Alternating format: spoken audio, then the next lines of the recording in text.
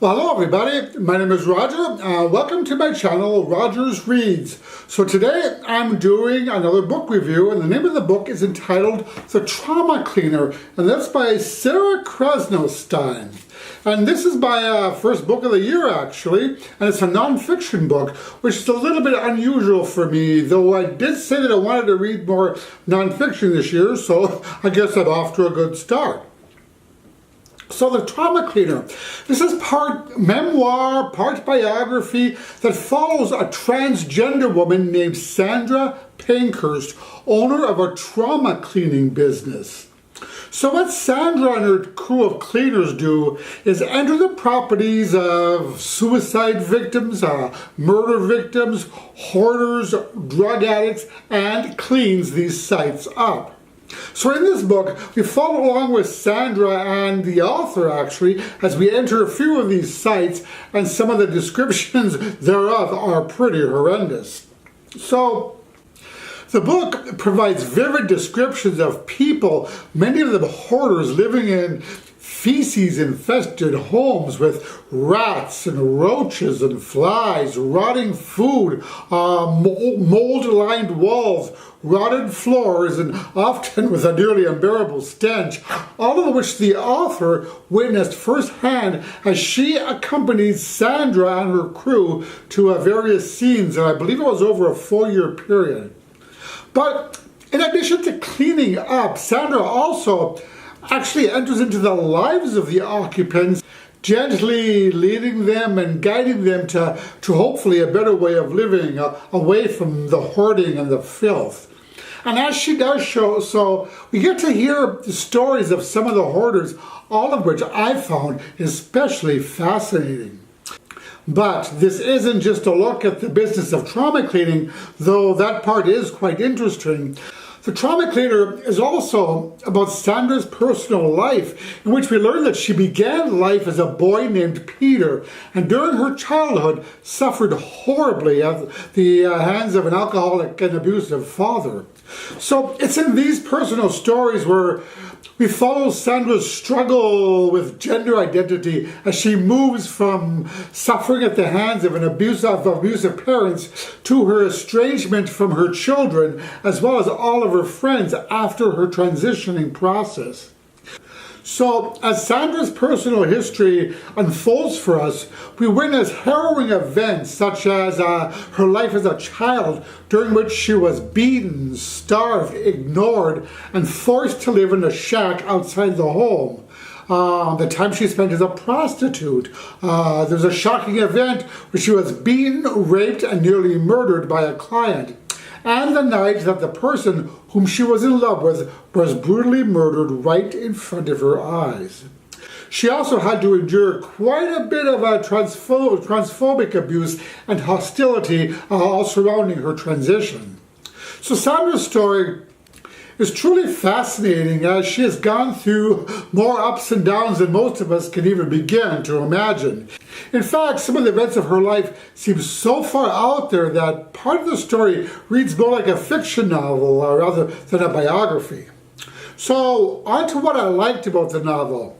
So, though Sandra had gone through more than her fair share of hardship, her story is also an inspiring one. It's a story of a strong woman who overcame one difficult situation after another by sheer force of will, and through it all held on to her dignity. So in this way, Sarah Pankhurst is quite an admirable person, and I really love the way that she reinvented herself over and over again. You know, the author painted a mesmerizing portrait of a woman's bizarre life, and did so in a way that allowed me as a reader to really empathize and connect with Sandra. I also enjoyed how multifaceted and complex of a person Sandra is. You know, the blurb in the book describes her as a husband, father, drag queen, sex worker, and wife. We also cannot forget that she's additionally a successful entrepreneur and a trauma cleaner. So in this way, she is indeed a woman of many guises. So I found Sandra's personal story and the brief peek into her life as a trauma cleaner to be utterly fascinating, and it held me captive until the end of the book. I thought that the author did an excellent job of presenting and balancing Sandra's business with her clients with her personal life and history. And I think Sandra may be the most compelling person that I've ever read about.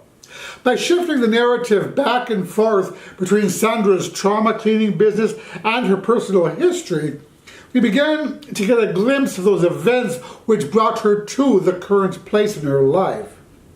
Now, additionally fascinating was the peek into the lives of the hoarders. You know, what I found surprising was how hoarding does not discriminate on the basis of income or intelligence, but rather hoarders can be anyone from a drug addict to someone holding a PhD. I really enjoyed reading the narratives of the hoarders and learning how they ended up in their current situation. Now, on to what I didn't like about the book. So initially, I was a little bit confused by this book. I mean, the name of the book is The Trauma Cleaner. So I went into this book assuming that the focus was going to be about trauma cleaning and the intricacies involved with that.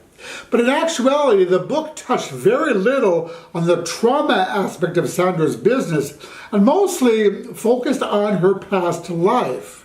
Now, the few trauma scenes that we did experience were told through the observations of the author. I actually would have preferred more client stories and more trauma site anecdotes. So thus, if you're expected to learn all about the trauma cleaning business and hope to delve deeply into it and all that's involved with it, then this is not the book you're looking for. Additionally, we're told quite a few times, actually, that Sandra is pretty much an unreliable source, as there are huge gaps in her memory, most likely due to years of drugs, hormones, alcohol, and exposure to the chemical cleaning supplies necessary for running her business. So, that being said, I couldn't help but wonder how many of the events in the book actually happened the way they were recounted, and how much was just speculation on the part of the author. So in this way, I'm a bit dubious about many of the events that's presented in the book, and couldn't help but wonder to what extent they were embellished. Though, to be fair, I'm typically not a fan of unreliable narrators. So on to my final verdict. All in all, The Trauma Cleaner was an engaging, mesmerizing, and poignant look at the life of a fascinating person. You know, the book was humorous in some places, heartbreaking in others, but through it all, the author painted for us a portrait of a strong, admirable, and resilient woman who chose to live life on her own terms. So though I was a bit disappointed initially after having realized that trauma cleaning was not the focus of the book, I ended up truly enjoying this unique and engaging biography about human survival, loneliness, pain, loss, and ultimately triumph. It's an emotional and sometimes shocking story about an extraordinary life, and I am so glad that I ended up reading this really creative little book. So I do recommend it. And that is my review of The Trauma Cleaner. Have you read this? If so, what did you think? Let me know in the comments. And that is it for my review of The Trauma Cleaner. As always, if you like this video, I'd really appreciate if you would click the like button below, as it helps my channel out. And also, if you haven't subscribed to the channel, please consider doing so. And also click the little bell icon, and that way you'll be notified whenever I release new videos. And that is it. I'll talk to you in the next video. Roger now.